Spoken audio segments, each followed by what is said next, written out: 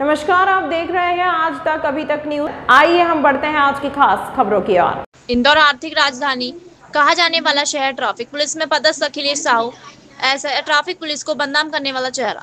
जी हाँ, हम बात कर रहे हैं इंदौर के ट्रैफिक पुलिस को कि कहते हैं कि सभी पुलिस वाले एक से ही नहीं होते, कोई अच्छे भी होते हैं, कुछ खराब भी होते हैं, कुछ पूरे पुलिस महकमे में बदनाम करते हैं। जी हाँ, ऐसी इंदौर ट्रैफिक पुलिस के पदस्थ एसआई अखिलेश साहू, जिन्होंने 21 मार्च अप्रैल 2025 मनीष परमार को कृषि कॉलेज के पास रोककर जबरदस्ती चालान बनाने की धमकी देते हुए कहा कि जो कुछ मुझे दे दीजिए, अपने पास जबरदस्ती करके गीता भवन चौराहे पर ले जाने को कहा।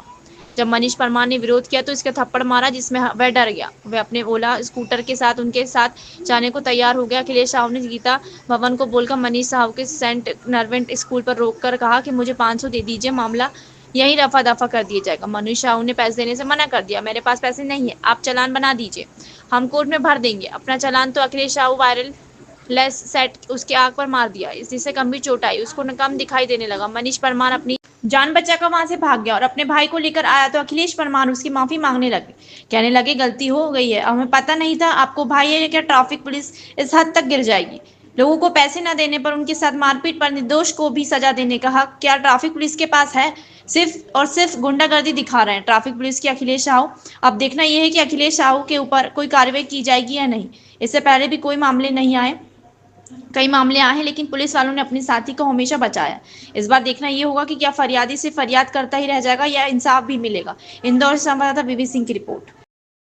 बताएं भैया, क्या हुआ था जब कमिश्नर ऑफिस आए थे आवेदन देने? मैम 21 तारीख के दिन मैं सुबह सुबह अपना कृषि कॉलेज चौराहे से निकल रहा था।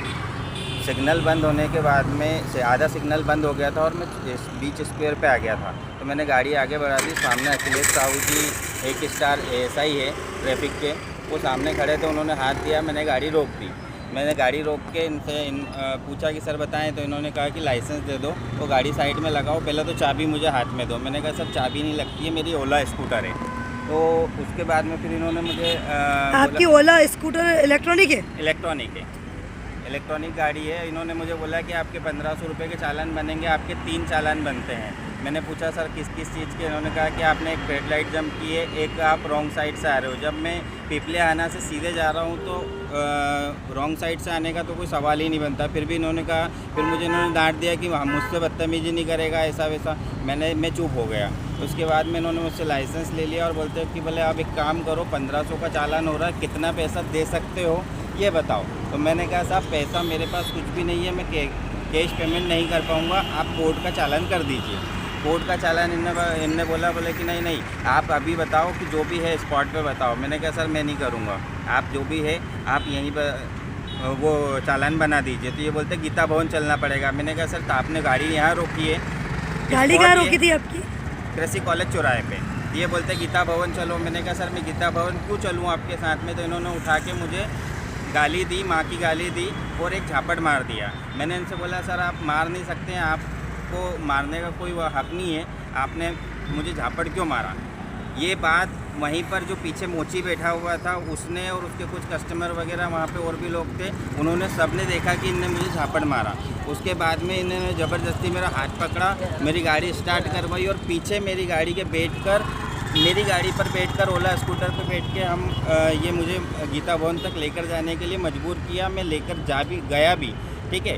लेकिन जैसे ही नवरत्न बाग चौराहे से हम टर्न होने लगे तो सेंट जॉर्ज स्कूल के सामने इन्होंने मुझे फिर से बोला कि देख एक काम कर, 500 रुपये ऑनलाइन करवा दे, तेरे पास कैश नहीं है तो बोला तेरे बच्चों की कसम खा के बोल कि तेरे पास पैसा नहीं है। ऐसा भी बोला इन्होंने कि तेरे बच्चों की कसम खा के बोल। ये सारी चीज़ें होने के बाद में जैसे ही मैंने बोला नहीं सर अब आपने मार भी लिया और गाली भी दे लिया, आप पैसा तो मैं नहीं दूंगा, आप ऑनलाइन अपन कोर्ट का चालान भरेंगे। तो इन्होंने उठा के और मुझे वायरलेस सेट ये मारा। यहाँ पर ये देखिए, ये पूरा मेरी आँख पूरी सूज रही है और पूरा काला काला हो रहा है। और इस सारी चीज़ों के बाद में मैं अपनी जान बचा के भागा वहाँ से।